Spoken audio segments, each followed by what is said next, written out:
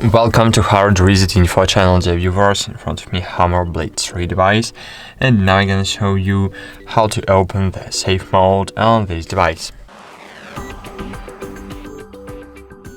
So firstly, press and hold the power button, then press and hold the power off button, click OK, and wait a while.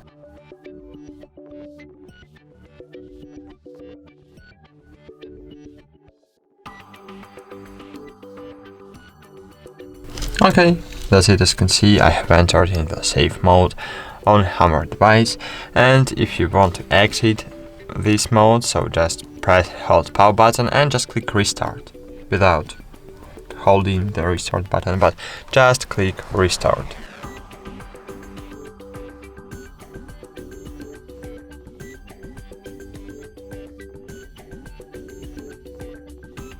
Okay, that's it. Thanks for watching. Like this video, subscribe to our channel, and bye. See you.